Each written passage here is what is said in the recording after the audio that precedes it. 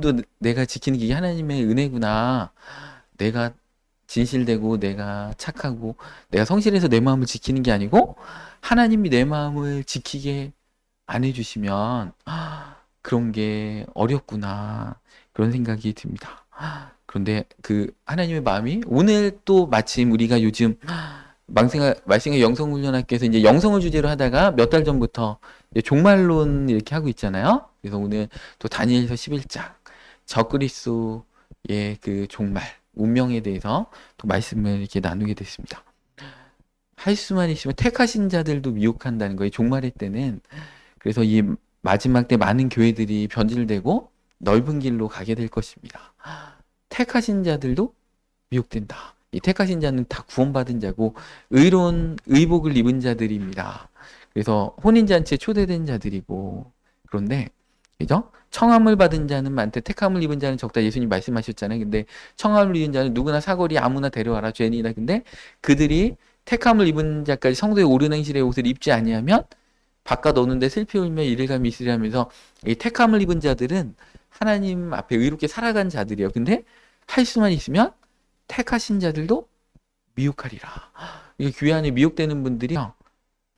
그런 자들이 택함을 입은 자들이 변질된다. 와, 이 마지막 때 정말 그런 일들이 있기 때문에 우리가 우리의 마음을 지켜야 됩니다. 그래서 마지막 때 사랑이 식어서 어떻게 된다고 해요?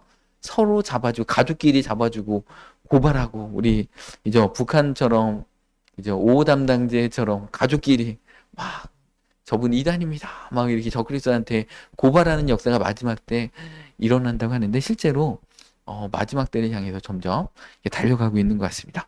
오늘 설교 제목은 다니엘 11장 적그리스도의 운명이라는 제목으로 말씀을 상고하겠습니다. 다니엘 11장 36절에서 45절까지 우리 한 목소리로 교독하겠습니다. 다니엘서 이제 11장은 우리 적그리스도의 장이라고 할 만큼 적그리스도에 대해서 구체적으로 이렇게 나옵니다. 우리 구약성경 1252페이지인데 우리 성경 있으시면 이렇게 펼쳐 놓으셔도 좋고요. 예, 요즘 스마트폰 앱으로도 이렇게 성경 많이 이렇게 보시는데 다니엘서 11장 이렇게 차례대로 한번 제가 이렇게 화면에 안 띄우는 구절들도 있기 때문에 다니엘 11장 이렇게 성경 있으시거나 앱이 있으시면 이렇게 띄워놓고 같이 보시면 좋겠습니다. 이 다니엘서 11장은 정말 이게 정확하게 한 400년 정도의 기록이 정확하게 기록이 돼 있습니다. 이게 BC 6세기경에 이제 다니엘이 받은 이렇게 예언의 말씀인데 너무나 정확하게 이루어졌기 때문에 이 성경을 비판하는 비평가들은 이게 다니엘이 기록한 게 아니고 역사가 이루어진 후에 기록됐다라고 이렇게 비평할 정도로 너무나 정확하게 그 페르시아하고 헬라 이렇게 제국의 일들이 구체적으로 이렇게 나와 있습니다. 그래서 페르시아 제국이 몰락하고 알렉산더 대왕이 나타나고 그 네 장군들에 의해서 나라가 내조각이 되고 그런 것들은 다니엘서 여러 군데 막 나왔잖아요. 그죠? 우리가 뭐 곰의 비유도 나오고 독수리의 비유도 나오고 이런 비유 신상의 비유에도 그 페르시아 그다음에 헬라 로마 제국 이런 것들이 나왔는데 이 다니엘서 11장에도 이렇게 반복적으로 이제 페르시아하고 이제 헬라의 구체적인 내용이 나오면서 특별히 적그리스도와 관계된 이제 구체적인 어떤 내용들이 나옵니다. 역사적으로 성취된 것들도 있고 성취되지 않은 것들이 있습니다. 그래서 특별히 36절부터는 성취가 안 된 내용들이 많아요. 그래서 35절까지는 정확하게 다 100% 성취가 됐고 36절부터는 성취가 된 게 있고 안 된 게 있기 때문에 특별히 이 36절부터는 적그리스도에 관계된 그런 내용들이다 이렇게 보시면 됩니다. 또 반대로 성취된 것들도 있고 그렇기 때문에 이것은 적그리스도에 관련된 것이다. 이것은 다니엘서 11장은 다니엘서 10장에 나온 그 천사가 이어서 이제 예언의 말씀을 해주는 것입니다.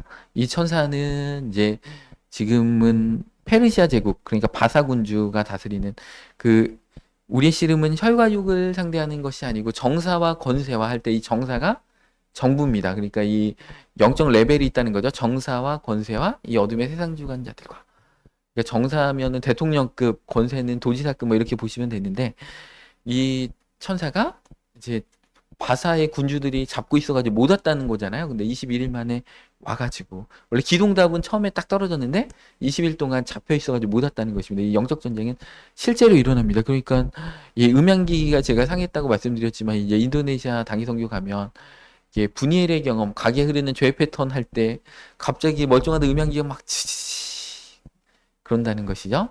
왜냐하면 그 가운데 있는 악한 영들이 많이 떠나가는 얼마나 하나님 나라가 회방을 받겠습니까? 그 하나님 나라가 막 이렇게 일어나니까 마귀의 나라가 회방을 받으니까 마귀들이 총동원이 된다는 것입니다. 그래서 자동차도 마찬가지고요.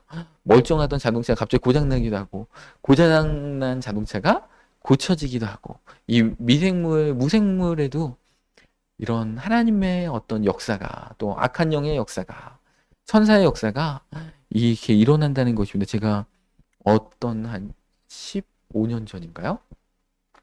퇴근하는데 운전을 하는데 그냥 저는 제 차선을 이렇게 가고 있는데 차량들이 저를 막 들이받으려고 막 세대가 그러는 거야. 저는 그냥 뭐 앞만 보고 멀쩡히 가고 있는데 그냥 막 들이받으려고 막 피하고 이게 세 번이나 있습니다. 그래가지고 며칠 있다 또 후진하다가 제가 뒷범퍼를 어디 상가에 화단을 들이받았습니다. 그래서 이렇게 고쳐놨더니 또 며칠 있다가 제가 주차해놨더니 어느 술 취한 아저씨가 자전거를 타고 가시다가 자기 술 취했는데 길을 막는다고 제 자동차를 막 범퍼를 또 발로 차시더라고요. 그래가지고 자동차가 한 달 동안 얼마나 공격을 받는지 영적인 실체라는 것입니다. 그래서 이 다니엘이 얘기하는 것들도 막 천사들이 동원됩니다. 그 오늘 다니엘서 11장 지나고 12장이 되면 어떤 그 말씀이 나와요? 예, 종말의 때 큰 주 미가엘이 탁 뜬다는 것입니다. 말세. 천사들이 다 총동원되는 일들이 우리 눈에 보이지는 않지만 우리 씨름은 혈과 육을 상대하는 것이 아니고 그러니까 우리가 눈에 보이는 것만을 가지고 저 사람 왜 이렇게 나쁘지? 저 사람 왜 이렇게 비도덕적이 이게 아니고 그 배후에 있는 영의 권세들을 가진 악한 영들이 어떻게 움직이는가 선한 천사들이 움직이는가 그런 것들을 봐야 된다는 것입니다. 종말의 때는 더욱더 그런 일들이 심하게 이렇게 일어난다는 것입니다. 그래서 이 바상의 군주가 오면 다니엘서 10장에 뭐라고요? 페르시아 왕의 군주가 간 다음에 헬라의 군주가 온다. 우리 다니엘서 10장 20절 말씀 한번 띄워줄까요? 이 천사가 예, 그가 이르되 내가 어찌하여 내게 왔느냐 내가 왔느냐 내가 이제 돌아가서 바사 군주와 싸우려니와 내가 나간 후에는 헬라의 군주가 이를 것이라. 그러니까 이제 페르시아 시대에 있는 페르시아를 담당하는 악한 마귀가 대통령급의 마귀가 있는데 이제는 내가 돌아가면은 지금 헬라기죠. 알렉산더 제국의 그 헬라의 군주하고 내가 또 이렇게 싸워야 된다는 것입니다. 영적인 실체들이 실제로 우리 삶 가운데 일어난다는 것입니다. 그러니까 하나님의 역사가 일어날 때는요. 우리 눈앞에 보이는 일들 가운데 역사가 일어나는 게 아니고 그러다가 이제 바로의 군대가 막 쳐들어오죠. 그러면 질 것 같잖아요. 근데 홍해가 갈라지고 홍해에 바로의 군대가 수장된다는 것입니다. 우리가 믿음의 눈으로 바라보면 우리의 눈에는 막 천사들 어떻게 싸우는지 모르잖아요. 근데 하나님의 군주 미가엘이 뜹니다. 교회 가운데 우리의 삶 가운데 가정 가운데 이렇게 계급 높은 천사들이 떠가지고 그것을 연계를 다 정리해 주시는 놀란 일들이 일어난다. 그러니까 눈에 보이는 현상에 집중하지 말라. 그러니까 대다수의 사람들은 눈에 보이는 거에 넘어져요. 그래가지고 열정탐꾼이 다 이스라엘 12지파의 수령들이었는데 그들이 그 땅을 악평해서 그 땅은 거주민을 삼키는 땅이고 우리는 메뚜기와 같고 그들이 보기에도 그러하다. 객관적으로 어떻게 보면 그러니까 어떻게 됩니까? 그 리더들이 그렇게 변질되니까 그 온 회중들이 다 울면서 모세와 아론과 하나님을 대적하는 일들이 일어났는데 정말 약속의 땅에 정말 하나님의 참된 길로 좁은 길로 들어간 자는 2명이고 60만 명은 이제 그 광야에서 다 이렇게 엎드려졌다라는 것이죠. 그러니까 택하심을 입은 자들도 미혹되기 때문에 마지막 때 내가 믿는 자를 보겠느냐 예수님 말씀하셨던 것처럼 이 마지막 때가 될수록 많은 자들이 배교하는 일들이 일어납니다. 이 미혹이 택하신 자들이 미혹될 때 그냥 사기꾼 같고 이단 사이비 같고 신천지 같고 이래가지고 미혹된다고 생각하지 마시기 바랍니다. 그럴싸하게 정말 성경을 또 들먹이면서 아니면 어떤 표적이 일어나게 하면서 그런 일들이 일어날 때 우리가 진리의 사랑을 받아서 이 말씀으로 정확하게 분별을 해야 한다는 것입니다. 오늘 이렇게 말씀을 이렇게 11장 띄우셨죠? 거기 보시면은 기죠? 2절부터 이렇게 보면은 보라 바사에서 또 새 왕들이 일어나서 기죠? 이렇게 새 왕들이 페르시아에 그 왕들이 막 이렇게 일어난다는 것입니다. 또 넷째 왕이 일어나가지고 헬라를 충동해서 치려고 하는데 그렇게 안 된다는 것이죠. 3절에 드디어 이제 알렉산더 대왕이 나타나서 그가 장차 능력 있는 왕이 일어나서 큰 권세로 다스리며 자기 마음대로 행하고 4절에 그가 강성할 때 그의 나라가 갈라져 천하 사방에 나눌 것이나 알렉산더 대왕이 이제 33대에 요절하고 그의 네 장군이 헬라 제국을 내 등분해가지고 통치한다는 것이 이제 정확하게 이렇게 이루어졌다라는 것입니다. 이 모든 것이 하나님의 주권 가운데 있다는 것이 하나님은 다 단위를 통해서 다 알고 계시고 그렇게 될 것이다 얘기한 것이죠. 지금 미국, 중국과 러시아하고 이제 한국 이 되어지는 일들 또 AI 시대가 이렇게 지나가고 그죠? 이런 일들이 다 하나님의 주권과 섭리 가운데 있는 것이고 우리 교회와 가정 가운데 우리 어떤 만남과 사건과 여러 일들은 하나님의 주권과 계획 가운데 다 일어나고 있다라는 것입니다. 여러분들 그 하나님의 명확하신 뜻들을 이렇게 보셔야 됩니다. 어떤 교회 안에서 공동체 가운데 어떤 이렇게 일들이 있을 때, 아, 이게 정화 작업이구나. 하나님이 거르시는 거구나. 그런 것들을, 왜냐하면 더 거룩한 분명한 목적을 위해서, 왜냐하면 이 60만 명의 믿음의 1세대들이 가나안 땅에 들어가면 안 됩니다. 들어가는 순간에 거기가 정말 참된 순종과 축복의 땅이 될 수가 없습니다. 제가 지난달에 말씀드렸잖아요. 그대로 이렇게 되어질 것입니다. 제가 뭐라고 말씀드렸냐면 피난처에 가게 되는데 거기에 다 따라오면 안 된다. 왜냐하면 원망불평하고 믿음이 연약한 분들이 따라오면 어떻게 되냐. 모세와 같이 무럽다고 모세를 협박하면서 빨리 물내라고 하면 모세가 제가 하나님의 지팡이를 들고 또 반석을 쳐야 된다고 했잖아요. 그런 일들이 일어나기 때문에 하나님은 거르시는 작업들이 단계별로 이렇게 거룩한 공동체 가운데 이렇게 이루어게 하신다는 것입니다. 이 6절부터 이렇게 보면 이 남방왕, 북방왕 뭐 이렇게 나옵니다. 이 남방왕, 북방왕은 다 헬라 그 왕조입니다. 그래서 그 남방왕은 이제 이집트 쪽에 이제 그 터전을 삼은 그런 왕조이고요. 그러니까 애굽인들이라고 하지만 그 왕조는 헬라인들입니다. 그리스인들입니다. 이 북방왕은 이제 시리아 왕조인 것이죠. 다 헬라인입니다. 그러니까 마지막 그 애굽의 그 파라오 그 남방왕이 크레오파트라였잖아요. 이 크레오파트라가 엄청난 미인이라고 동양의 양귀비와 버금가는 미인이라고 하는데 이 크레오파트라는 그 이집트 사람이 아니고 그리스 사람인데 헬라인입니다. 헬라 왕조. 그러니까 우리 영국도 이렇게 뭐 켈트인들이 있다가 그다음에 앵글로색슨족이 있다가 그다음에 지금 영국의 왕조는 앵글로색슨족이 아니잖아요. 그들은 노르망디에서 온 공작 그러니까 북방에서 온 바이킹의 후예들이 그 영국 왕실을 지금도 이렇게 유지하고 있는 것처럼 그 당시에도 애굽의 왕조는 애굽인이 아니라는 거죠. 크레오파트라는 헬라인입니다. 그래서 이런 내용들이 이제 그때 이게 쭉 이제 헬라 왕조가 어떻게 몇 대에 걸쳐서 서로 그 이집트에 있는 그 헬라 왕조 또 시리아 쪽에 있는 헬라 왕조가 남방왕 북방왕이 서로 막 싸우고 정략 결혼을 하고 이런 것들이 역사적으로 다 이루어졌다는 것입니다. 그래서 이런 디테일한 내용은 그죠? 뭐 시집 보내고 뭐 애굽의 공주를 막 북쪽으로 시집 보내고 서로 그러다가 또 배반하고 막 이렇게 이런 것들에 관계된 거는 역사 세계사 이렇게 공부하시면 됩니다. 여기서 이거를 구체적으로 다 일일이 막 다 증명할 수도 있지만 증명할 필요가 없습니다. 다 이루어지는 일들이기 때문에 그렇다는 것입니다. 이 많은 어떤 왕들이 지나가고 남방왕과 북방왕이 서로 화합하기도 하고 막 전쟁을 벌이기도 하고 그렇지만 이제 북방왕이 이제 두 번에 걸쳐서 그 이집트 왕조들을 이렇게 대대적으로 이제 점령하는 일들이 이렇게 일어나는데 그 모든 것들이 다 허무하다는 것이죠. 그 왕들은 독살당해서 죽기도 하고, 뭐 이렇게 신하한테 배반당해서 죽기도 하고, 또 내부의 첩자한테 북방왕이 쳐들어왔는데 남방왕의 어떤 신하들이 또 첩보를 줘가지고 뭐 죽기도 하고, 이게 서로 막 죽이고 죽고 막 이런 그 암투가 이제 벌어지는 것들이 역사적으로 실질적으로 일어났다는 것입니다.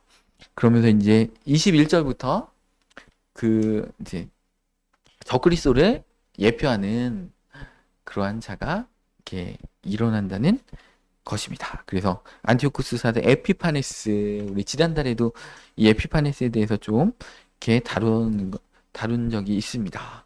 그는 아첨과 거짓으로 이제 왕위에 이렇게 올랐다라는 것입니다. 우리 21절에 보니까 중간절에 그가 평안한 때를 타서 속임수로 그 나라를 얻을 것이고, 이게 상반절에는 그의 왕위를 이을 자가 한 비천한 사람이라.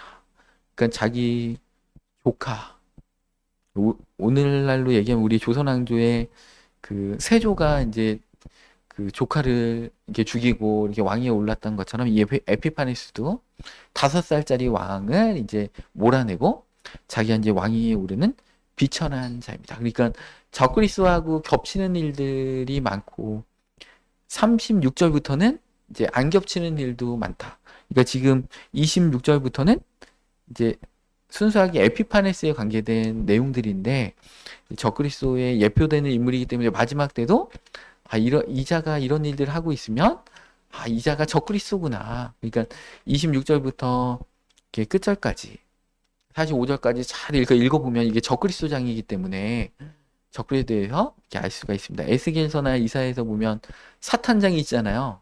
사탄이 어떻게 타락하고 계명성이 어떻게 타락하고 이렇게 알 수 있는 것처럼 이 다니엘서 11장은 적그리스도의 장이다. 그러니까 다니엘서 11장의 주인공은 적그리스도다. 이렇게 보시면 되겠습니다. 그래서 그가 이제 26절에 막 21절부터 45절까지 적그리스도에 관계된 구체적인 내용들이 차례대로 이렇게 나옵니다. 22절에 정복 전쟁을 이렇게 벌리기도 하고 22절에 이 동맹한 왕을 그죠? 그렇게 패할 것이다. 이 동맹한 왕은 유대 대제사장을 얘기하는 것입니다. 그래서 이스라엘도 이제 패하게 된다는 것입니다. 그리고 오늘 이제 25절부터는 이제 이집트 침공을 어떻게 하는가. 이제 성공하고 막 이집트를 다 점령하고 이집트 왕조들을 점령한다는 것입니다. 그런데 30절에 보면 그 기띔의 배들이 이르러 그를 칠 것이며, 이 기띔은 이제 키프로스입니다. 그러니까 이 로마의 어떤 항만이 이렇게 그 항단이 이렇게 와가지고 그렇게 되니까 어떻게 됩니까? 이제 뒤가 이제 공격을 당하니까 이 북방항이 다시 돌아갈 수밖에 없다라는 것입니다. 이게 역사적으로 이렇게 이루어진 것입니다. 그런데 이가 이제 돌아가면서 그 예루살렘에 들렸다가 간다는 것이죠. 그래가지고 30절에 기띔의 배들이 이르러 그를 칠 것임이라 그가 낙심하고 돌아가면서 맺은 거룩한 언약에 분노하였고 자기 땅에 돌아가서 맺은 거룩한 언약을 배반한 자들이 살필 것이며 31절에 군대는 그의 편에 서서 성소 곧 경고한 곳을 더럽히며 매일 드리는 제사를 폐하며 멸망하게 하는 가증한 것을 세울 것이고, 그 예루살렘을 거쳐서 가면서 성소를 더럽히면서 매일 드리는 제사를 폐하고 상번제를 매일 성전에서 드렸는데 그런 것들을 폐하고 멸망하게 하는 가증한 것을 세울 것이며, 헬라인이기 때문에 제우스 신상을 그 예루살렘 성전에 이렇게 세웁니다. 그 다음에 그 번제단에다가 돼지피를 뿌려버립니다. 이 돼지피는 이제 부정한 것으로 율법에서는 엄하고 있는 것이죠. 그리고 할례 받는 자를 죽여버리고 안식일을 지키는 자는 죽여버리고 엄청난 박해를 행한다는 것입니다. 그래서 제사장들 죽여버려서 자기에게 뇌물을 주고 아첨하는 제사장들을 대신 세운다는 것입니다. 그래서 많은 자들이 이제 핍박받는 일들이 이 31절에 이렇게 있다라는 것입니다. 그래서 32절에 그가 언약을 배반하고 악행하는 자들을 속임수로 타락시킬 것이다. 이제 언약을 배반하는 자들이 있다는 것이죠. 데살로니가 후서에도 이제 적그리스도가 설 때에 어떤 배교하는 일이 있고, 이 배교하는 일은 뭐예요? 교회 안에서 예수님을 믿고 청함을 받고 택함을 입은 자들이 배교한다는 것이죠. 교회 안 다니고 예수 그리스도를 구주와 주님으로 신뢰하지 않고 그것을 저버리고 적그리스도를 주님입니다. 여러분들 예전에 영생교 교주 조희성 씨가 이제 구속돼 가지고 감옥에 들어갈 때 몇십 년 전 일이잖아요. 거기에는 여성 신도들이 그 영생교 교주를 향해서 주님 하면서 막 울잖아요. 눈물 없이는 볼 수 없는 감동적인 그 내용이 거기에 이렇게 나오는데, 그죠? 적그리스도를 향해서 주님이라고 한다는 것이죠. 예수님을 믿었던 많은 자들이 정말 같이 신앙생활하고 예수님을 위해서 헌신했던 많은 자들이 그때가 되면 이 적그리스도를 향해서 주님이라고 이렇게 한다는 것입니다. 그래서 그렇지만 이게 우리 32절에 그럼에도 불구하고 언약을 배반하고 악해하는 자들은 속임수로 타락시킬 것이나 오직 자기 하나님을 아는 백성은 강하여 용맹을 떨치리라. 그런 가운데도 환난과 핍박 가운데 끝까지 하나님 말씀을 붙잡고 승리하는 자들이 있다라는 것입니다. 33절에 백성 중에 지혜로운 자들이 많은 사람을 가르칠 것이다. 그죠? 많은 사람을 가르치고 또 회개케 하고 그런다는 것입니다. 그러나 그들이 칼날과 불꽃과 사로잡힘과 약탈을 당하여 여러 날 동안 몰락하리라. 그러니까 이 성도들의 권세가 다 뺏기게 된다고 요한계시록 13장에도 성도들과 싸워서 적그리스도가 이기게 되고 성도들의 권세가 뺏기게 된다라고 합니다. 일시적으로 부분적으로 많은 자들 의로운 행실로 돌이키게 하고 이런 일들이 있지만 결론적으로는 그 어떤 후반기 7년 대환란의 후반기 3년 반 동안은 적그리스도의 세력이 득세하는 일들이 있다라는 것입니다. 그런데 이제 그 마카비 어떤 왕조가 일어나 가지고 이 에피파네스를 몰아내고 이게 또 왕조를 이어가는 일들도 있다라는 것입니다. 그래서 요한복음 10장 22절에도 수전절이 나오잖아요. 예수님 당시에 그 이스라엘 백성들이 수전절을 지켰던 것이 마카베 왕조가 이제 이런 적그리스도 세력들로부터 예루살렘의 어떤 예배와 그리고 그 어떤 주권을 회복하는 것들을 기념해서 이제 수전절이 이렇게 지켜졌습니다. 그 한우카라고도 이렇게 하죠. 그래서 35절에 이런 환란들을 통해서 어떻게 되느냐? 그 언약을 배반하고 배도하는 자들도 있지만 35절에 그들 중 지혜로운 자 몇 사람이 몰락하여 무리 중에서 연단을 받아 정결하게 되며 희게 되며 마지막 때까지 이르게 하리니 이는 아직 정한 기한이 남았습니다. 그 몰락하는 자들이 이렇게 있는데, 그죠? 왜냐하면 이제 권세를 뺏기기 때문에 어떤 핍박도 당하고 몰락한다는 것입니다. 그렇지만 이러한 자들이 무리 중에 연단을 받아 정결하게 되고 희게 된다. 이 연단과 정결과 희게 된다는 것은 이 히브리어로 다 그 대장장이가 풀무불에 어떤 금속을 정련하는 그 용어로 쓰인 단어입니다. 그러니까 하나님은 우리 삶 가운데 고난을 통해서 때로는 이 적그리스도와 같은 큰 환란을 통해서까지도 택함을 입은 자들 가운데 두 부류로 나누겠죠. 배도하에서 넘어지는 자들이 있고 거룩하게 정련되고 희게 되고 정결하게 되고 연단을 받는 자들도 있다. 그러니까 똑같은 어떤 우리 삶의 문제, 교회의 문제, 가정의 문제가 똑같이 벌어지는데 어떤 자는 세상으로 가는 것이고 어떤 자는 더 거룩하게 그죠? 없는 자는 있는 것도 빼앗기고 있는 자는 더 풍성해진다고 예수님 말씀하셨던 것처럼 두 가지 역사가 이렇게 일어난다는 것입니다. 그래서 이런 일들이 일어납니다. 그래서 모든 고난에는 목적이 있습니다.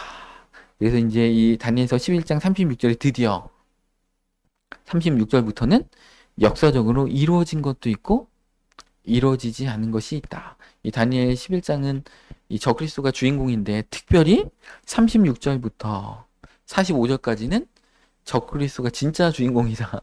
역사적으로 안 이루어진 것도 있기 때문에. 근데 예언이라는 것은 항상 복합적입니다. 그러니까 예언은 종말의 때 100% 완전히 성취가 되는데 그 예수님의 초림 때 성취된 예언도 있고 근데 그때 부분적으로 성취되는 거죠. 그러니까 선지자 요엘이 얘기했던 것이 뭐예요? 그 크고 막 그 하늘에서 징조가 일어나고 막 불이 일어나고 연기가 일어나는데 요에서의 성령님께서 기죠. 그 예언하고 환상을 보고 자녀들은 꿈을 꾸는 그 일들이 일어난다고 했는데 그때가 마가다락방에 임했잖아요. 근데 그때 완벽하게 성취된 건 아니잖아요. 그때 이제 일시적으로 부분적으로 성취됐죠.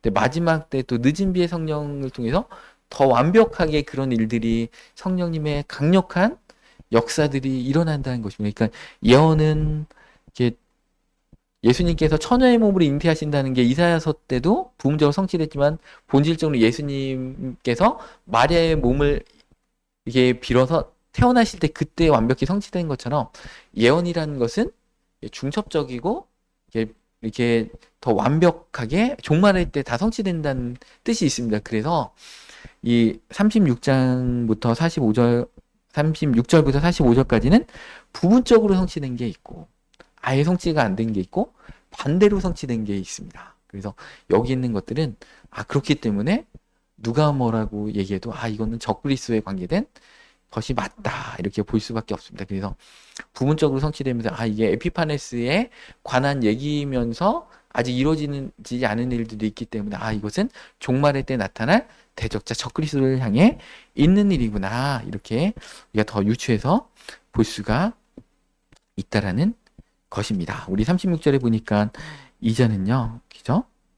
이 36절부터는 이렇게 띄워주셔도 됩니다. 화면에, 그죠? 자기 마음대로 행하고, 그죠? 이게 이제 사탄이 하고 싶은 게 그거잖아요. 하나님이 주권 가운데 있고 싶지 않아서 인간도 선악을 알게 하는 나무를 먹은 게 이거고, 대부분의 인류들이 넘어지는 게 자기 마음대로 행하고 싶어서 그렇다는 것입니다. 그리고, 그죠? 데살로니가후서 2장 3절 말씀 한번 띄워주시기 바랍니다. 데살로니가후서 2장 3절.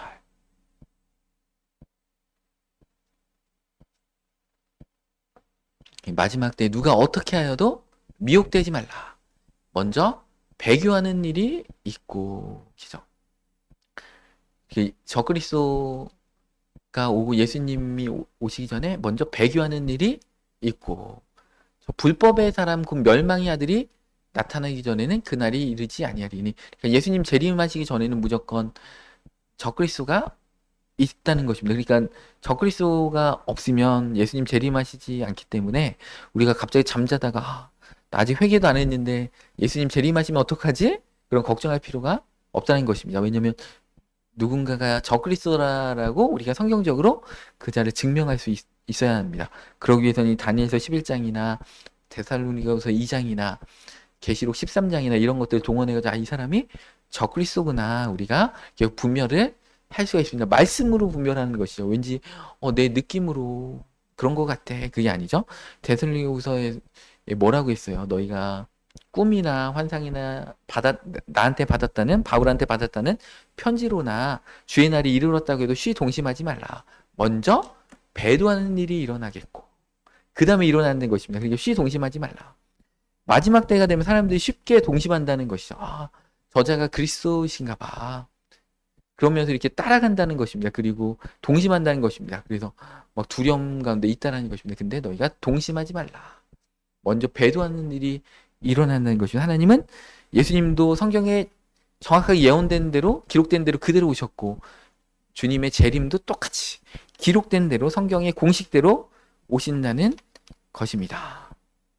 그래서 불법의 사람이 이르는데 4절에 그는 대적하는 자라 신이라 불리는 모든 것과 숭배함을 받는 것에 대항하여 그 위에 자기를 높이고 하나님의 성전에 앉아 자기를 하나님이라고 내세우니라. 적그리스도가 성전에 들어간다는 것이죠. 그리고 멸망에 가증한 것이 이제 제우스 신상이 선 것처럼 적그리스도의 그 동상이나 신상이 서게 된다는 것입니다. 그런 일들이 성경의 예언대로 그대로 일어난다는 것입니다. 그 다니엘서로 다시 36절에 오면 스스로 높여 모든 신보다 크다며, 그죠? 오늘 이렇게 데살로니가후서 2장에 있었던 거하고 똑같은 일을 계속 하는 것이죠. 스스로 높여서 모든 신보다 더 크다. 그러니까 나중에는 이 에피파네스 같은 경우도 제우스 신을 뛰어넘는 신이다 하면서 모든 신보다 자기를 크다 이렇게 얘기한다는 것입니다. 그래서 그런 기념 주화를 막 만들어서 발행하기도 하고 36절 본 말씀에 보면 모든 신보다 크다며 비상한 말로 신들의 신들도 대적하고 그죠? 신들의 신이 뭐예요? 하나님이시죠. 여호와 하나님도 대적하고 그리고 유태인들한테 돼지고기를 강제로 먹이고 모욕하려고 일부러 그렇게 했다라는 것입니다. 그런데 그가 그죠? 36절 하반절에 형통하기를 분노하심이 그칠 때까지 하리니 그 분노하심이 그치는 것들이 유지될 때까지 하나님의 진노를 잠깐 멈추고 있을 때까지만 이는 그 작정된 일을 반드시 이루실 것이라. 그 적그리스도를 통해서 작정된 일들이 있기 때문에 그렇습니다. 여러분들 마귀하고 적그리스도가 하는 일이 뭐예요? 천국에 오지 말아야 될 자들을 걸러버리는 거예요. 사실은 천국에 이 자들이 오면 천국을 오염시키기 때문에 적그리스도가 하는 일은 사실 적그리스도한테 고마워야 됩니다. 그래서 그 작정된 일을 반드시 이루라는 거예요. 하나님은. 그죠? 그게 검증돼야 된다는 거예요. 그 믿음이. 검증된 자만 가나안 땅에 순종된 자. 그래서 그 여리고성을 돌라 하면 돌아야 되는 것이고 요단강에 발을 담가라면 담가야 된다는 것이죠. 걸러버린다는 거예요. 마지막 때가 되면. 그래서 이 걸러버리는 것은 마귀는요. 좋아하겠죠. 내가 이 인류를 멸망시킬 거야. 적그리스도가 내가 높임을 받을 거야. 내가 이 지구의 왕이야. 좋아지만 하나님은 그 악한 자를 통해서 다 교회 안에도 마찬가지예요. 어느 공동체 가운데도 마찬가지예요. 미혹하는 자가 딱 일어납니다. 그 미혹한 자도 구원받았던 자예요. 근데 미혹하는 자가 일어나서 그 넘어질 자들을 다 끄집어 당깁니다. 같이 동아줄처럼 다 끄집어 당깁니다. 왜냐하면 하나님의 참된 약속 가운데 그들이 들어가면 그들이 회방을 놓을 어떤 개연성이 있어서 그들이 삶 가운데 하나님의 합격점을 못 받은 거예요. 그러니까 하나님이 볼 때 이 자들이 불안하다. 데리고 가면 리더로서 같이 데리고 가면 이 자들은 불안하다. 그러니까 적그리스도가 하는 일은 그 자들을 정확하게 하나님이 정말 크게 쓰실 그 또 피난처의 역사들도 있고 또 왕과 같이 다스려야 될 자, 천년왕국에서 왕과 같은 권세로 다스릴 자가 있는데 그 가운데 변질될 자들이 거기에 섞여 있으면 어떻게 됩니까? 거기가 천년왕국이 어떻게 돼요? 그리스도가 통치하는 그 천년왕국 가운데 그 죄가 또 드러나면 안 되는 거잖아요. 그러니까 하나님은 이 적그리스도를 통해서 변질될 자, 기적을 막 베풀고 기적, 표적을 행하면서 또 엄청난 언병과 또 잘생겼겠죠? 그다음에 이런 일들을 행하면서 다 그 자들 하나님 앞에 나오지 말아야 할 자들 정확하게 그들을 구별해주는 그 역할들을 적그리스도가 해주기 때문에 우리 입장에서는 천국을 진짜 천국답게 해주는 거니까 적그리스도가 참 고마운 분이시다 인 것입니다. 그분이 하실 일을 하고 있다. 마귀도 고마운 분이시다 인 것입니다. 왜냐면 지옥 백성들을 다 지옥으로 알아서 다 끌고 가 주시는 분이시다. 안 그러면 천국이 천국되지 않는다. 거기에 반드시 또 어떤 반역의 역사들을 일으키기 때문에 하나님은 정말 거룩한 자들만 천국에 천년왕국에 데려가길 원하시기 때문에 이 마귀야 적그리스도는 너무나 고마우신 분들이다. 그렇지만 이분들도 다 불과 유황불에 탄다고 이분들은 악한 도구로 쓰임받다가 유황불의 영원한 지옥 가운데로 고통받잖아요. 이 적그리스도 얼마나 불쌍합니까? 자기 사명 다하는 순간에 산채로 유황불에 여러분들 이 모세를 대적했던 고라와 다단과 아비람이 산채로 땅이 갈라져서 그냥 지옥에 그냥 탁 갔다는 것이죠. 그러니까 그들이 하는 역할이 뭐예요? 이스라엘 백성 가운데 또 불평하는 자들을 일으켜가지고 고란과 다단과 아비람이 하나님을 모세를 대적하니까 그들이 산채로 죽었는데도 불구하고 회중들이 하나님의 거룩한 백성을 너희가 죽였도다 또 그랬잖아요. 미혹되니까 다 미혹돼 버린 거예요. 그러니까 그 중에 주도적으로 미혹했던 14,700명은 전염병으로 다 죽여버리시는 겁니다. 근데 이 고라와 다단과 아비람도 고마운 분들이라는 거예요.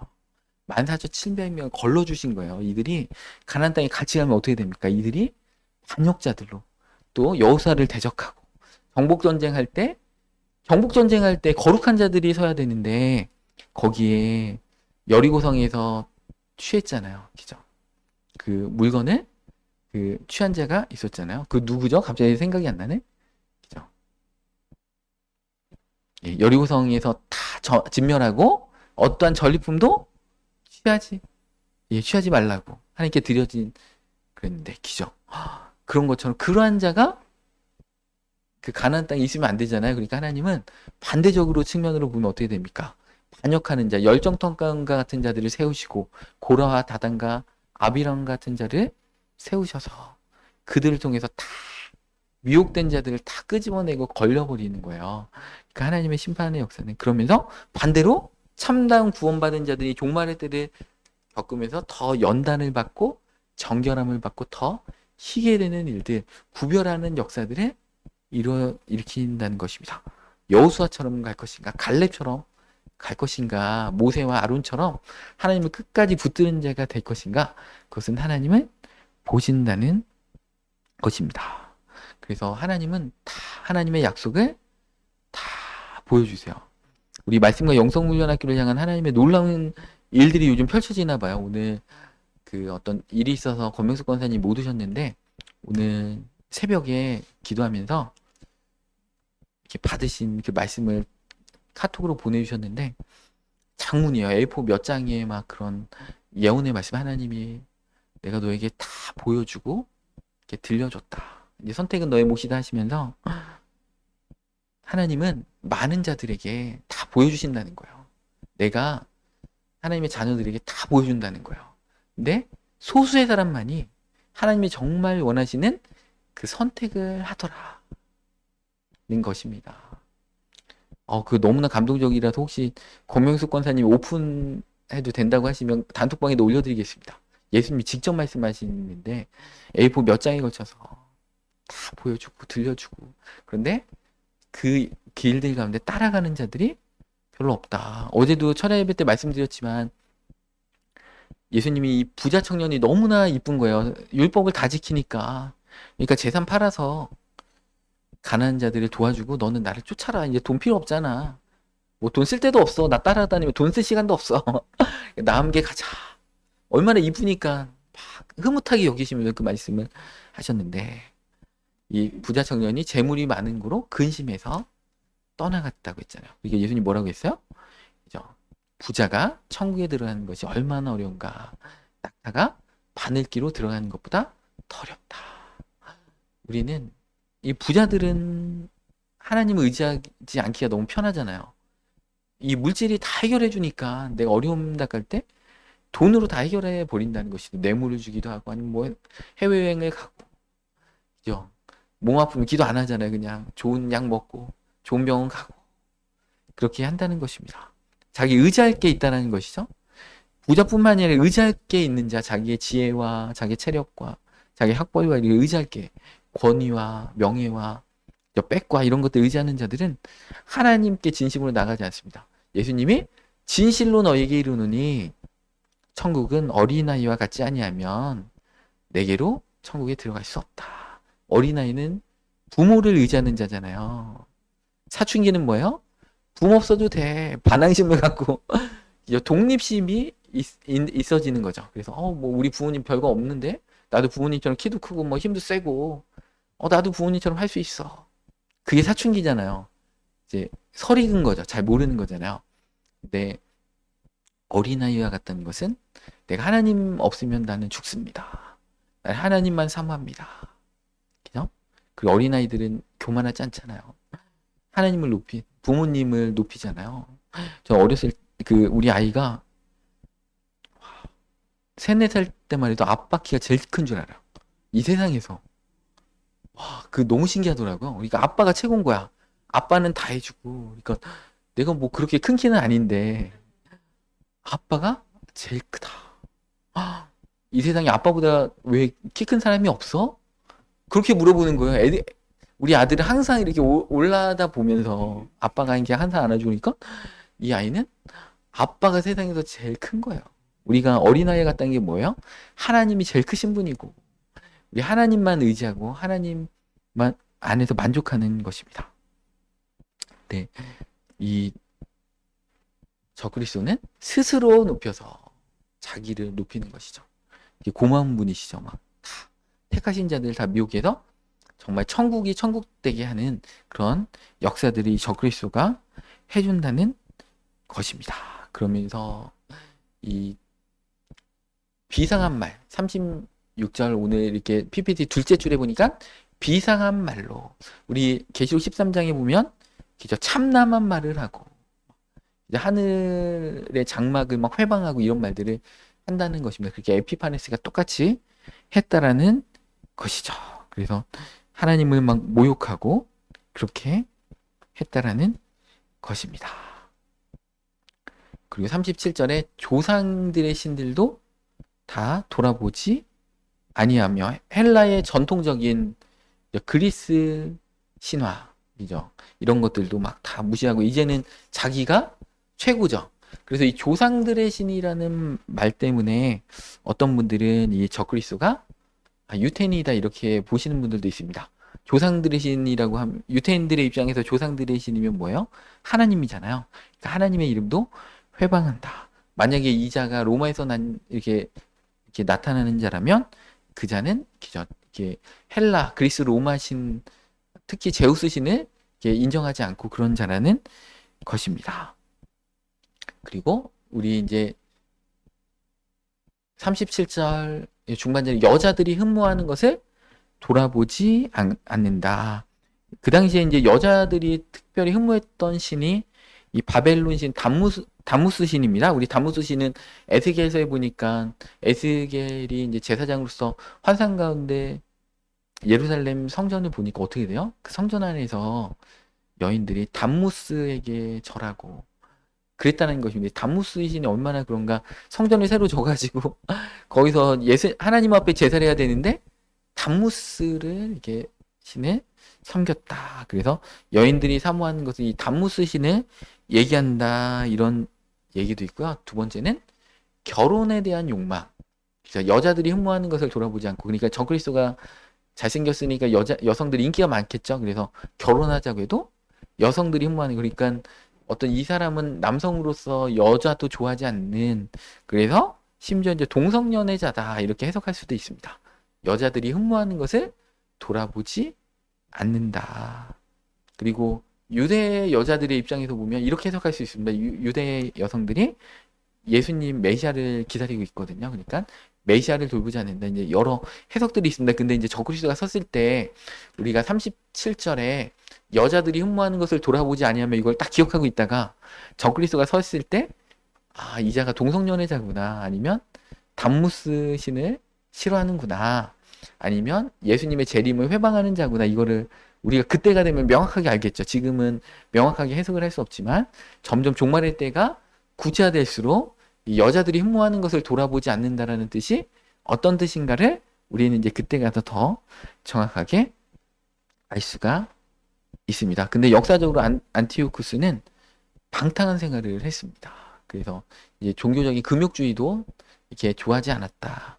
이렇게 할 수가 있습니다. 그러면서 스스로 37절 상반절에 그가 모든 것보다 스스로 크다. 모든 신과 모든 종교, 모든 도덕을 다 뛰어넘어서 자기가 최고다 이렇게 한다는 것입니다. 모든 도덕 위에 자기가 있고 모든 종교보다 자기가 위에 있고 그런 자가 비슷한 자가 지금 한 명 있긴 있죠. 교황. 교황의 말이 다 법이고 자기가 다 규정해 주는 것이죠. 그러니까 교황이 처음에는 우리 조선시대 때 천주교인들한테 제사를 드리지 말라. 그러니까 천주교인들이 정말 그때 천주교인들이 참 하나님을 믿었던 것 같아요. 그러니까 순교했잖아요. 흥성대원군 때 어마어마한 천주교인들이 박해를 받아 죽었는데 이 천주교는 세상하고 짬뽕 종교입니다. 그러다 보니까 천주교 교황이 이렇게 쓰고 있는 모자도 바벨론 신의 그 제사장들이 쓰던 모자하고 너무나 비슷합니다. 그 사제들이 입던 옷도 비슷한데 짬뽕 종류인데 조선인들이 너무 많이 죽으니까 어떻게 됩니까? 아, 이러다 보면 포교가 잘 안 될 것 같아. 그러면 어떻게 됩니까? 제사 드려도 된다. 교황이 이제 말을 바꿉니다. 그러면 어떻게 됩니까? 그 성경보다 권위가 있잖아요. 그래가지고 그러니까 교황도 어떻게 보면 이 적그리스도하고 비슷한 부분이 너무나 많다. 그냥 자기 하는 대로 자기가 제일 높고 하나님의 대리 통치자고, 그죠? 그리스도의 주권 대리 통치자다. 인 것입니다. 그래서 이런 일들을 막 행한다는 것입니다. 그러면서 38절에 그 대신에 강한 신을 공경할 것이고, 이 강한 신은 뭐예요? 이 세상적인 군사력을 이렇게 의지한다는 것입니다. 그 조상들이 알지 못하던 신에게 이게 또 경배하고, 그러니까 그 제우스 신이나 이런 것들 다 그런 종교 제도를 다 바꿔버리고 자기중심적으로 어떤 종교 제도도 바꿔 버린다는 것입니다. 그리고 그 뇌물을 받고 땅을 나눠준다. 그러니까 39절 중반절에 보면 여러 백성들을 다스리기도 하며 그에게 뇌물을 받고 땅을 나눠주기도 할 것이라. 그러니까 실제로 이제 이스라엘 땅을 점령해가지고 자기한테 우호적이고 돈을 갖다 주는 사람들에게 땅을 이렇게 분배해줘가지고 나눠주기도 하고 제사장으로 삼기도 이렇게 했다라는 것입니다. 그때도 많은 종말의 때 많은 교회 목사님들 가운데, 기자 특별히 대형교회 목사님들 가운데 이제 적그리스도한테 뇌물을 주고 한 자리 이렇게 하는 분들이 좀 있겠죠. 그죠? 왜냐하면 이거 다 유대인들이 했던 일들을 그대로 기록했던 것입니다. 오늘날로 풀면 뭐예요? 교회 안에 있는 지도자들, 그런 목회자들이겠죠? 그래서 뇌물을 주고 적그리스도한테 한 자리 해먹고 어떤 우위를, 그러니까 저는 좀 이해가 안 되는 게 왜 이 당시에 유명하신 그 목사님들이 교황한테 그렇게 친하게 지내면서 교황이 주는 어떤 위촉장이라든지 교황이 주는 뭔가 감사패라든지 이런 거를 왜 그렇게 탐할까?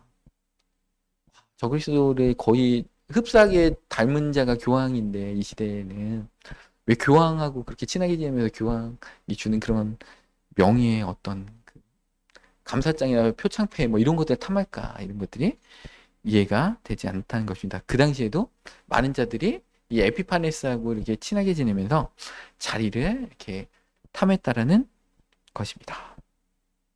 그러면서 이 40절에 마지막 때에 남방왕이 그와 힘을 겨룰 것이나, 마지막 때 남방이 그와 힘을 겨룰 것이나, 그러니까 먼저 쳐들어온 것처럼 그랬는데 이게 역사적 기록하고 반대예요. 사실은 북방왕이 이렇게 먼저 두 번이나 먼저 쳐들어갔습니다.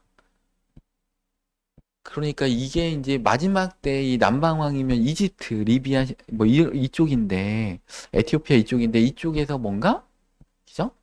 역사적인 기록하고 이렇게 다르게 다니엘서 40절에 기록됐기 때문에 그 당시에 이집트 쪽, 이 세상 쪽 아니면 이집트는 세상 왕조를 해석할 때 이집트라고 합니다. 그러니까 적그리스도를 대적하는 세상 왕조들이 적그리스도와 이렇게 전쟁을 먼저 벌인다는 것이죠. 그렇게 해석을 할 수가 있죠. 실제로 남방에서 북방을 주도적으로 쳐들어가지 않고 주로 북방에서 남방을 두 번이나 크게 쳐들어가고 그런 일들이 많이 있었다라는 것입니다. 그래서 이 북방왕이 많은 마병과 많은 배로 회오리 바람처럼 그에게 마주와서 여러 나라의 침공하여 물이 넘치기까지 지날 것이고, 그러니까 이 남방의 여러 나라들 거기에 속해 있는 그 이집트 옆에 있는 리비아, 에티오피아 뭐 이런데 같이 다 쳐들어가기 시작한 거예요. 이걸 확대해서 가면 어떻게 됩니까? 이 적그리스도의 주변, 지중해 주변의 여러 나라들에 적그리스도가 다 이렇게 쳐들어 간다라는 것입니다. 그래서 물이 넘침같이 쳐들어간다. 엄청난 그 군사력을 가지고 쳐들어간다는 것이죠. 그러면서 41절에 그가 영화로운 땅에 들어갈 것이고, 이 영화로운 땅은 이스라엘 땅이죠. 그리고 많은 나라들을 막 패망시킨다는 것이죠. 이집트 원정 후에 예루살렘에 이제 에피파네스가 들어가면서 8만 명을 이제 학살시켜 버렸죠. 성전을 막 약탈해가지고 거기 성전의 기물들도 다 뺏어갔습니다. 주된 타겟이 항상 예루살렘이었다는 것이 그 당시에도 이 에피파네스가. 근데 우리 지난 장에도 우리 지난 그 달에도 이제 유태인들이 감람산이 동서로 이렇게 갈라지면서 기죠. 동서로 이렇게 샥 갈라지면서 감람산이 남과 북으로 이렇게 두 등분되고 골짜기가 동서로 갈라진다고 했잖아요. 그래서 동쪽으로 이렇게 도망갔는데 그 도망간 경로가 다시 압살롬을 피해서 간 경로랑 똑같고, 그래서 이제 유대 광야를 거쳐서 이제 그 요르단 지역으로 간다고 했는데, 오늘 이 다니엘서 11장에도 나오잖아요. 오직 에돔과 모압과 암몬의 자손의 지도자들은 그의 손에서 벗어나리라. 여기가 그 요르단이잖아요. 요단강 동편의 요르단 지역입니다. 그래서 많은 자들은 이 이스라엘 그 유태인들이 이 적그리스도가 이제 멸망에 가진 것이 이제 거룩한 곳에 서가지고 후 3년 반이 시작될 때에 많은 유태인들이 이 하나님의 말씀을 믿고 이 다니엘서를 바르게 해석하는 자들은, 예수님 믿는 자들은 이쪽으로 도망가서 요르단 쪽에 도망간다. 그죠?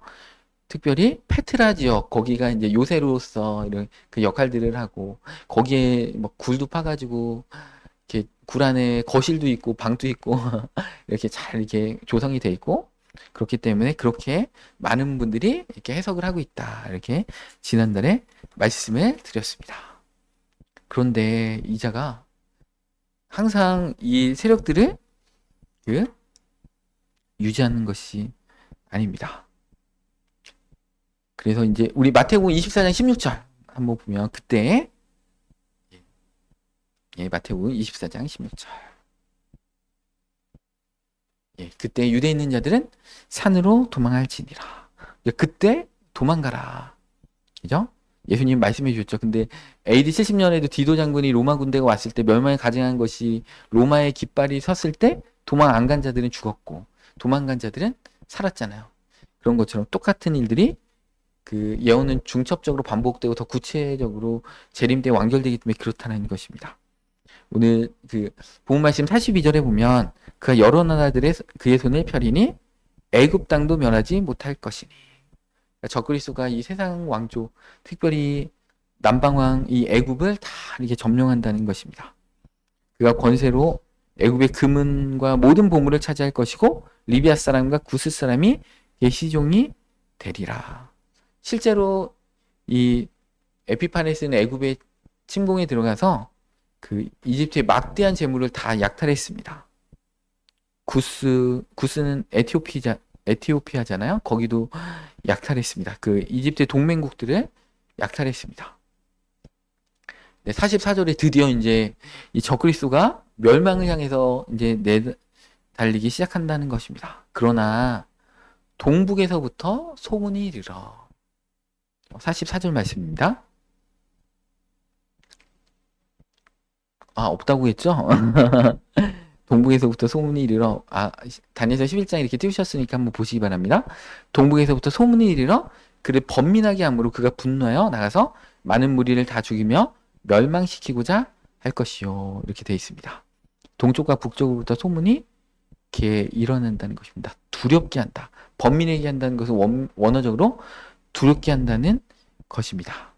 실질적으로 기원전 168년에 그 이집트 원정길에 있었던 에피파네스한테 그 동쪽 페르시아 지역에서 반란이 일어났다는 소문이 들려옵니다. 그래서 이제 이러다가 자기의 왕국이 이렇게 어려움을 겪겠다 두려워해가지고 다시 이렇게 돌아갔다라는 것입니다. 그때 틈을 타서 이제 드디어 이스라엘이 독립합니다. 마카비 혁명이 일어나가지고 우리 마카비 왕조가 이렇게 일어납니다. 그래서 이 에피파네스는 그 반란을 진압하려고 가서 그 엘리마이스 지역에 있는 신전들을 막 점령하려고 했으나 실패합니다. 그래서 분노해서 막 많은 자들이 막 죽이게 된다라는 것입니다. 이 45절에 그가 바다와 영화롭고 거룩한 산 사이에 궁전장막을 베풀 것이나 그의 끝이 이르리니 도와줄 자가 없으리라. 이 바다라는 것은 지중해고요. 영화롭고 거룩한 산은 시온산이잖아요. 그죠? 그럼 그 사이에 그 장막을 적그리스도의 어떤 진지를 구축한다는 것인데 역사적으로는 안 그랬거든요. 그러니까 이거는 이제 마지막 때 이루어질 일이란 것이죠. 그래서 적그리스도가 이제 그쪽에 진지를 펼치고, 그죠? 아마겟돈 전쟁이 일어나겠죠. 그래서 우리 대접재앙의 아마겟돈 전쟁이 있고 예수님도 혼인잔치 끝나고 흰 말을 탄 자가 그 이름이 이제 그곳에 써있는데 충신과 진실이고 기죠 하나님의 말씀이라 그러면서 그 흰옷을 입은 자들이 백마를 타고 그 예수님을 따라서 이제 아마겟돈 전쟁을 하는 장면이 나옵니다. 그래서 이제 적그리스도와의 이제 전쟁이 일어나면서 우리 다니엘서 12장에 보면 그때 민족을 호기하는 큰 군주 미가엘이 일어나고 그러니까 이때는 어떻게 됩니까? 이 천사들이 다 아마겟돈 전쟁 때 영적으로 다 동원돼 가지고 적그리스도의 세력을 다 이제 무찌른다는 것입니다. 그래서 이 일들이 막 이렇게 일어납니다. 이 적그리스도는 이제 동쪽 북쪽에서 근심하는 이렇게 소식이 들어와서 다시 거기 가가지고 이렇게 원정길에 나가서 전쟁하다가 거기에서 병들었습니다. 개인적으로 병들어서 죽었습니다. 혼자 비참하게 병 걸려서 온몸에 벌레가 들끓고 복통과 내장 질환으로 악취가 너무 심해가지고요.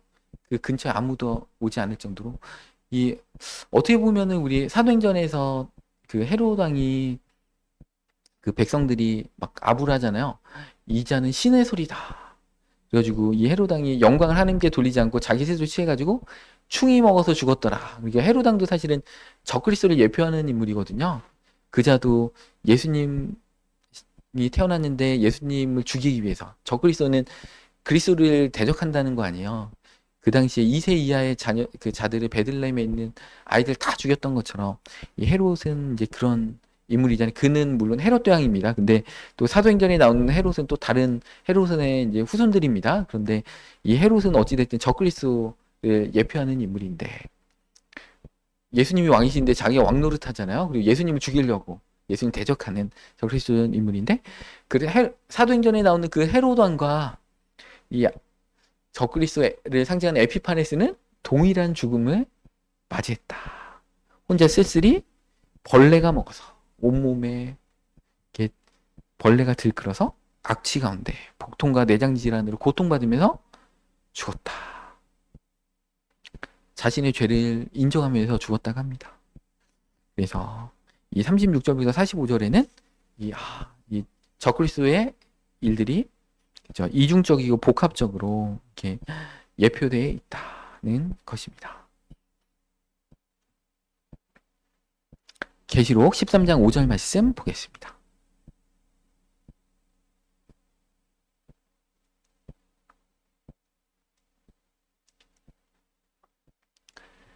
예, 용이 짐승에게 권세를 주므로 용에게 경배하며 짐승에게 경배하며 이르되 누가 이 짐승과 같으냐 누가 능히 이와 더불어 싸우리요 하더라.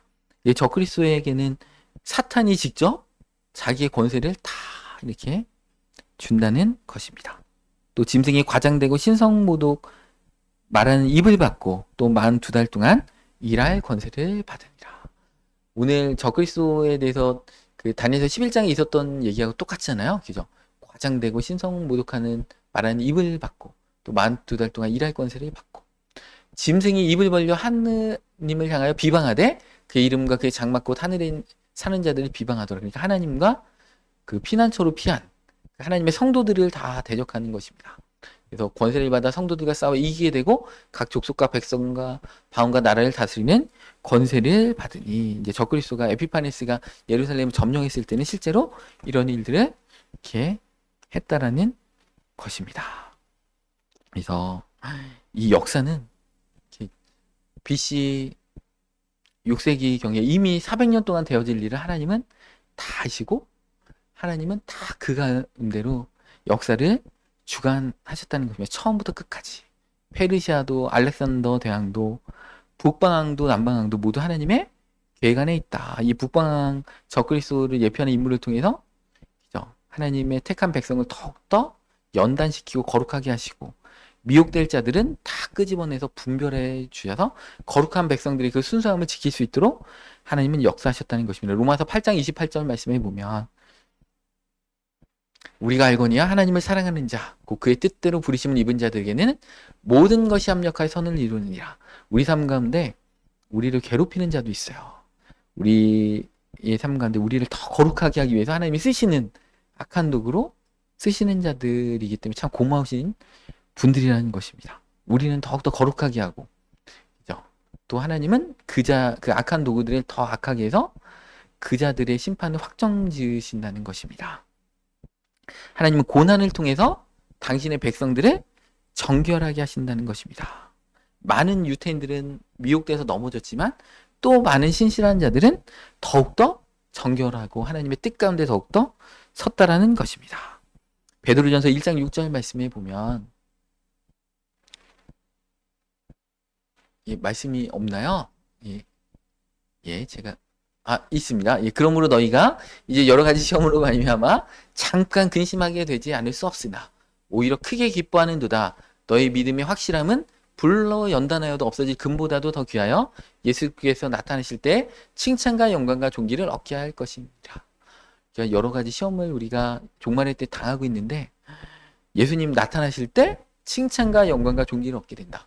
우리는 연단을 받을수록 더욱더 정결해지는 것이고, 하나님의 택하신 자 가운데도 그 믿음을 끝까지 못 지키시는 분들은 연단을 통해서 넘어지고, 그죠? 그래서 거룩한 공동체의 순수함을 유지시키는데 걸림돌이 되기 때문에 걸러버리시고 빼버리신다는 것입니다. 그래서 우리가 겪는 이 시험이요, 불과 같은 시험이라도 무미한 것도 하나도 하나님께 없다.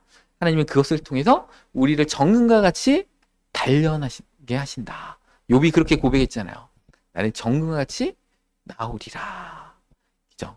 이 안티오쿠스 에피파네스는 자신을 신이라 칭하고 하나님의 성전을 더럽히고 하나님 백성을 박해했지만 그의 끝은 비참하게 죽었다. 저 그리스도도 산채로 유황불에 빠졌다는 것입니다. 역사는 계속 반복되죠? 우리 느부갓네살 왕, 이분은 그나마 좀 선하신 분이면 하나님을 알았죠. 우리 벨사랄 왕은 아니죠. 성전 기물을 가지고 술 먹다가 그날 이렇게 죽었습니다. 그 다음에 우리 에피파네스, 네로 황제, 저그리스도를 상징하는 인물이잖아요. 네로 황제를, 그죠? 라틴어로 하면 666이잖아요. 그죠? 네로 황제, 저그리스도를 예표하는 인물, 네로 황제. 히틀러. 하나님을 대적하는 모든 권세들은 다 정한 때까지 쓰임받다가 다 무너졌습니다. 시편 2편 1절 말씀에 이들을 향해서 예언적으로 이렇게 쓰여 있는 것이죠. 어찌하여 이방 나라들이 분노하며 민족들이 헛된 일을 꾸미는가? 세상의 군왕들이 나서며 관원들이 서로 꾀하며 여호와 그의 기름 부음 받은 자를 대적하며 우리가 그들의 맨 것을 끊고 그의 결박을 벗어버리지 않은도다. 하늘에 계신 이가 웃으시며 주께서 그들을 비웃으시리로다. 이렇게 말씀하고 계십니다. 오늘날도 하나님을 대적하는 정권이 있고, 그죠? 복음을 맞는 세력들이 있습니다. 진리를 왜곡하는 사성들과 단체들이 있습니다. 그렇지만 그들의 끝은 정해져 있다.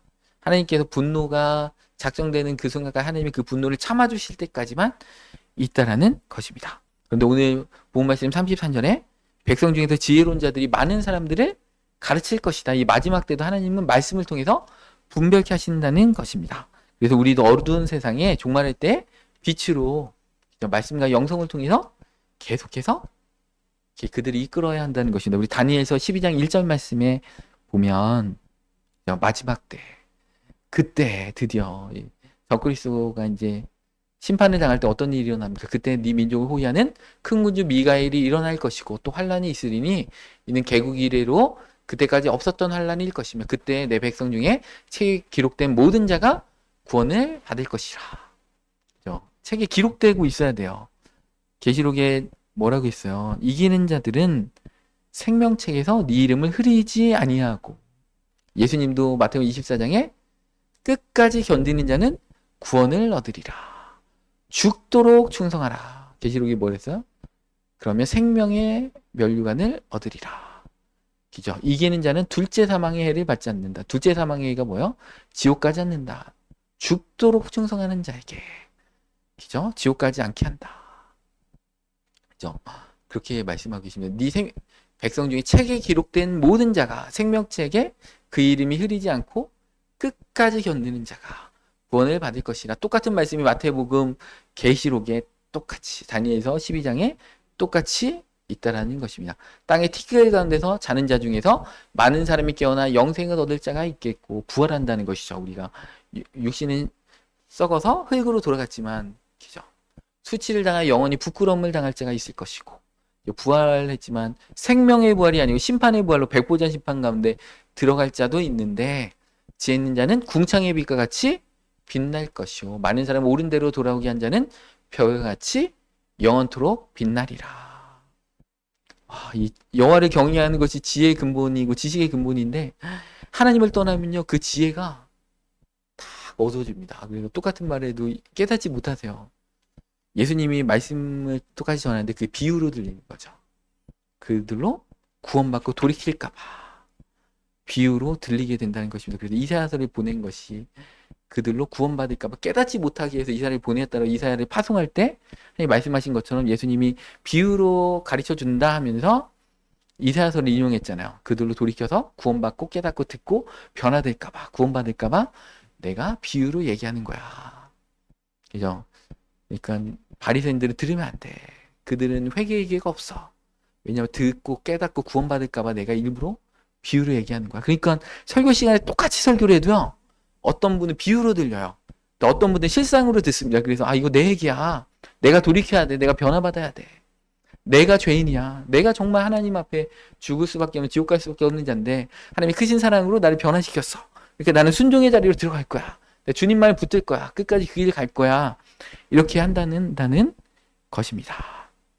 그래서 이러한 자가 돼야 되겠죠. 우리 종말의 때 우리 다니엘서를 11장 우리 어려운 거잖아요. 근데 여러분들은 성경을 잘 아시는 분들이기 때문에 특별히 제가 이게 같이 나눴습니다. 제가 이거 나눌까 말까 지난달에 고민했는데 영적으로 성숙하시고 막 들을 기가 있으시기 때문에 이 다니엘서 11장을 알아야지 적그리스도를 마지막 때 분별할 수가 있고 사람들한테 많은 자를 옳은 대로 이끌어주는 자가 그때도 있었다고 했잖아요. 그럼 우리가 얘기를 해줘야 되잖아요. 다니엘서 11장 봐봐. 이제 적그리스도야. 우리 세계 사람들이 따르는데 세계 사람들이 막 환호하면서 이자가 세계 인류의 어떤 히어로고 영웅이고 우리를 정말 참된 지도자야. 그런데 성경에 이렇게 돼 있어. 많은 사람 옳은 대로 이끄는 자들도 있다. 그런 자들은 별과 같이 영원토록 빛나리라. 놀란 축복 가운데 오늘 참여하신 성도님들 다 들으시기를 축원합니다.